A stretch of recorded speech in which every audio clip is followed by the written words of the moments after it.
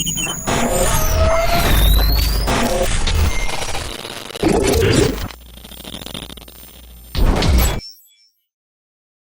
this is Dylan from the Ski Monster, and today we're going to go over how to adjust your Salomon STH ski binding.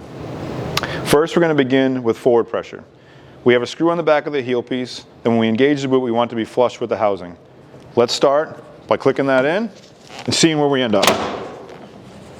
So we can clearly see the screw is sticking out too far, which would indicate that the pressure is too loose.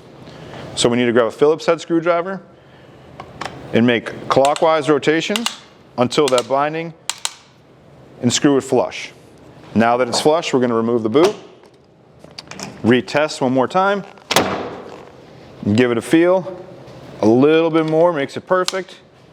Now we're good. That's perfect forward pressure. The second step is we're going to adjust the toe height so we make proper contact with the AFD. So we're going to engage our boot again. We're going to give it a tug back to make sure it's seated properly.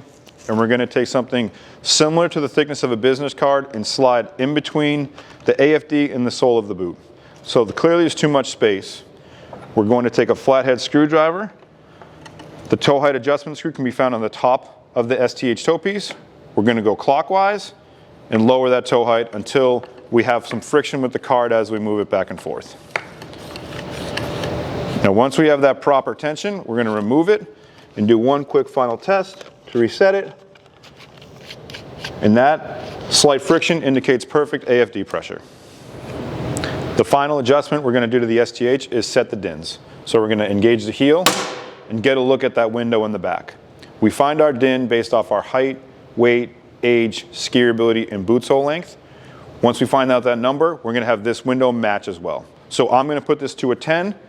So we grab a flathead screwdriver and we're going to turn this clockwise until the line matches to the proper number, which is 10. Simple as that. Now we're going to move to the toe piece. We're going to need a flathead screwdriver to do the final adjustment. The large screw in front of the STH toe piece is where we're going to adjust the DIN value. Again, clockwise rotations is going to increase the DIN. We're going to set this to a 10. We always want the front and the back to match and be the same number. And that's how you adjust your Salomon STH ski binding. As always, we recommend going to a certified technician. If you're looking for any other ski or snowboarder related content, check out theskimonster.com.